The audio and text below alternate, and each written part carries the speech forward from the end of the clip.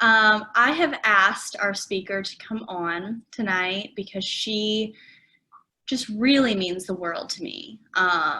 This is my aunt, and just throughout my entire life, she has shared her experience with me from before I even took a drink to when I was taking a drink, and then after, since I've been in the program.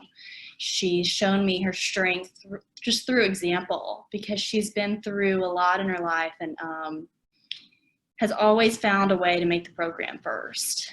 And she gives me hope because she really has everything that I want in life. And I don't know exactly where I'd be without her. She was my example of AA, coming into this program and just knowing that it worked for someone and that my life could be better. And so I don't want to talk too much, though I could talk a lot of good things about her. I'm really excited to introduce Alyssa as our speaker.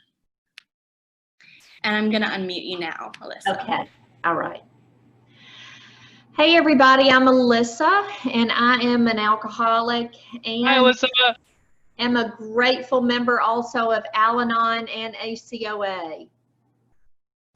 So first, I want to ask Creator to use me to share something that can touch you guys tonight. Okay, so I really want to sit here for just a second and ask Creator to use me.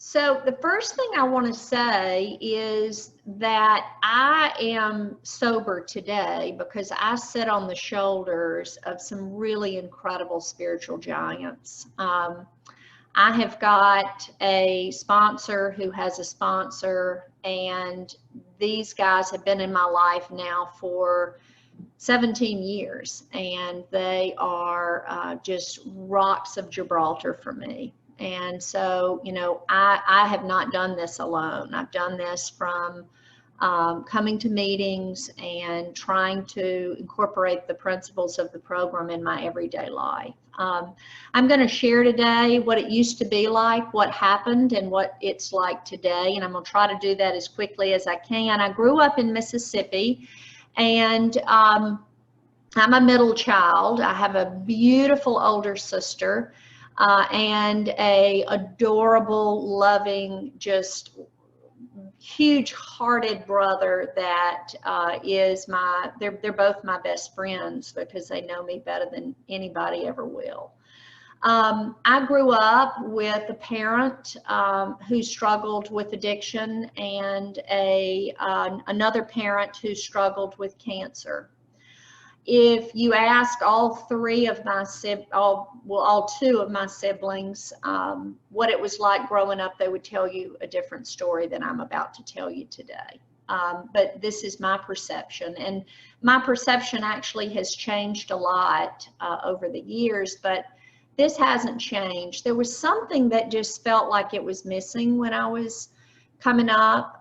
We had everything money could buy. My parents were upper middle class. My father was a banker, mother was a school developer, and they loved me so much. I knew they loved me, but I will say that it just felt in my home like something was missing with me.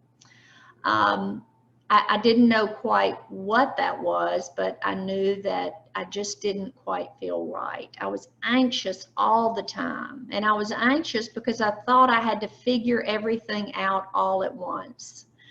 My sister always looked like she had it together.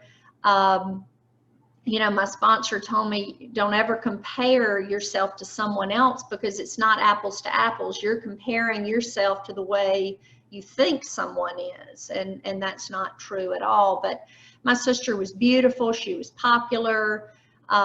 She had lots of boyfriends, and I was this kid that had buck teeth and big fluffy hair and wore big glasses, and I just didn't feel like I fit in.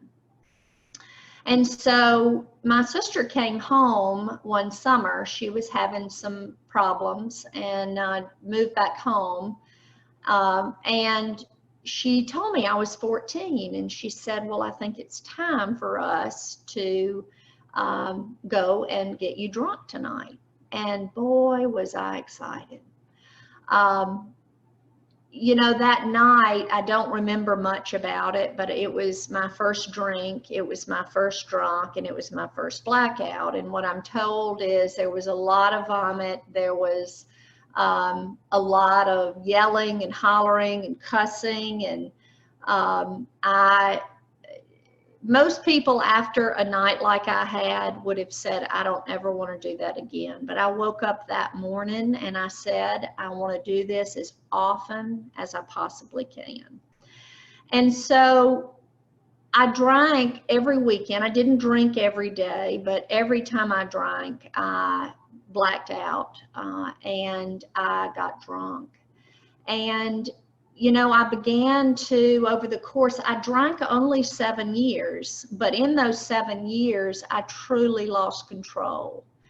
And every time that I would look at myself in the mirror, I didn't like the person that I was. Honestly, what I was doing is I was trying to connect with the spirit through alcohol, and I know that today. But I always had this spiritual yearning, this hunger for this connection with people and with my creator, and I couldn't get it unless I was drinking. And when I was 15, I met the love of my life. This guy walked into our high school. His home had burned, and he walked into our high school and he told one of my friends that he was going to marry me. And there was a problem with that because my now husband was the only person that my father said that I couldn't date. He was from the other side of the railroad tracks, and my dad, he had a bad reputation, and my dad just absolutely didn't want me to date him. So that was my secret. He would come and throw a rock at my window, and I would go outside and I would sit there and we would talk all night. And he had so much respect for me. He wasn't the kind of guy that was just, you know, there to get in my pants. He really cared about who I was. And I tried really hard to not love him. And I couldn't not love him because he just was so just a part of me from really the first time I ever met him. I went on to college and partied the whole time. And I don't want to belabor what it is like now because I've got a really, really cool life I want to tell y'all about. But I moved to Nashville after college and continued to secretly see my now husband. But when I started drinking, I couldn't stop. And I moved in with my sister, and she had the most beautiful little girl. And this little girl is everything to me, Sarah Scott is. And I was her nanny. I lived in Nashville, and I went to college there. And I had one job that she gave me, and that job was to pick her up from daycare every day. And she said, you can live here for free, you know, I'll feed you. That's really your only responsibility. And I couldn't do that without going by happy hour and having a couple of drinks. And one day I put that beautiful little girl in my car, and I have no idea where we went. And I have no idea how I got home. But when I got home, my sister was waiting for me at the door. And she said, you can't live here anymore. You can't drink like this and live here. I've warned you. And I knew. And so for the next 6 months, also during that period, I lost my dearest friend, and that gave me the excuse to really drink like I had wanted to. And my sister came back into my life, and she told me that a friend of hers had tried a program called Alcoholics Anonymous, and she thought I should go and try it. And I did. And I'll never forget that first meeting, sitting down and just feeling like I was home. I was 22 years old, and I thought, how can I stay sober? How can I be sober? I'm just 22 years old. And a girl sat down by me. Her name was Logan, and I don't know where Logan is today, but Logan was this beautiful young person my age, and she sat down by me and she said, there are 5 things I want you to do every day. She said, the first is I want you to get on your knees and I want you to say help. And then I want you to get back on your knees at night and say thank you. I want you, she handed me a big book and she said, I want you to begin to read the first 164 pages, and I'd like for you to highlight the things that you can relate to. She said, I want you to call me every single day, and you're not allowed to drink just for today. And those things I've done for the past 18 years. Those things have been tried and true. I ended up marrying my high school sweetheart, and I knew the whole time that he had a drinking problem. And so if you are with someone that has problems, I don't know if it's alcohol or not, if you will focus on yourself and focus on creating a life for yourself that's worth living, it doesn't matter what the other person is doing. My sponsor told me early on, she said, it's not about him, it's about you being the person you're supposed to be. He'll catch up, don't worry. He joined the program. He went to treatment and got sober about 6 years ago. And we began to start trying to have children. And we had such a hard time with this. I had waited to have children because I didn't want to bring a child into an alcoholic home. And I almost waited too long because I was 35.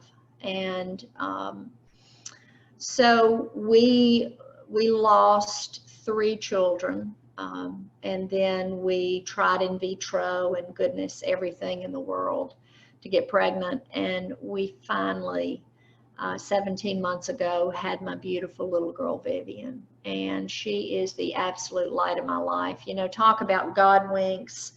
Just today, we were playing, and she's gotten it to where she likes to do her head like this. And she did her head like that, and I knew she was tired, and she hit me in the nose, and it hurt, like it really hurt, and I knew she was tired, so I went and put her down for a nap, and I just heard her in there just boo-hooing, just crying, crying, crying. And she, when I went in there to get her, she looked up at me and she said, Ma. She wanted to kiss me and tell me she was sorry. She remembered that she had hurt me. And that was just, my heart almost exploded that I have this little person that really cares about my feelings and about whether or not they hurt me or not. It just did something really special. I want to talk I wrote down a couple of things that the program has given me. You know, I was told in recovery that the sky was the limit, that now that I was sober, I could do anything. And I believed my sponsor when she told me that. I went back to school and got a master's degree. And my sponsor said, you know, why stop at that? So I went on to get a doctorate. I'm a clinical psychologist and have a practice here in Jackson, and it is the greatest life I could ever imagine. I get to help people every day. every day I get to give this thing away in a different way with different skills. I know that AA is very different than clinical work, and I do separate that. But I have a home. I have a host of friends. You know, I have so much more to lose today than I did when I first came into the rooms of AA. I'm a traveler. I enjoy seeing things. I think the world is such a beautiful place. I went and did some studies in India and Nepal, and learned in an ashram. I spent some time there. I've been skydiving. You know, I have so much fun today. I mean, people will say, you know, what, you act like you drink. You just have so much fun, and I really do. My life is so full. I can't even imagine wanting to go back to that life where I looked in the mirror and just thought, who are you? Who are you? I just hated who I had become. I have had some sadness and some really hard things happen in my life. And I know I'm running out of time, but I will say that a couple of my favorite quotes are, Oprah Winfrey said this. I got to meet Oprah and Iyanla Van Zant at a Create the Life You Want tour over in Houston, Texas. And they had a big banner that said, whatever happened to you happened for you. And that is one of truly my favorite quotes.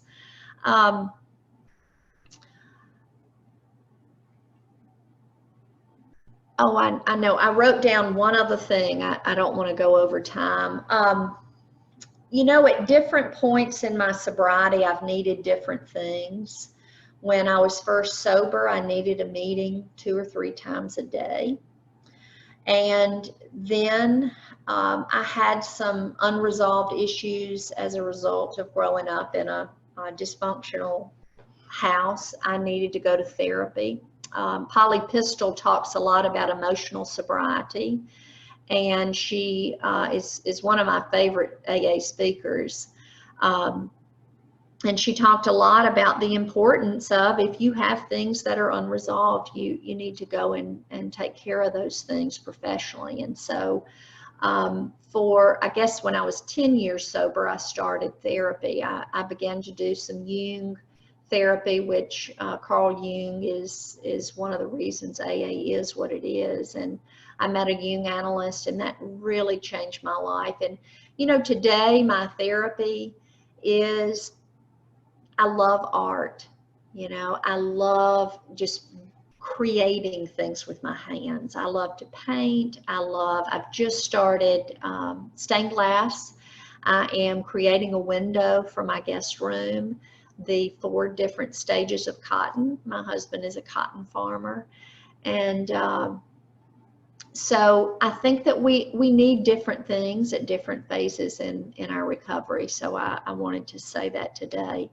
Another one of my favorite quotes that I want to end with is, be ashamed to die until you have won some small victory over mankind. I love that quote so much. Thank you, Sarah, for asking me to be here. I'm so grateful. And sweetheart, thank you for my chip. That chip, I've never had a fancy chip like that.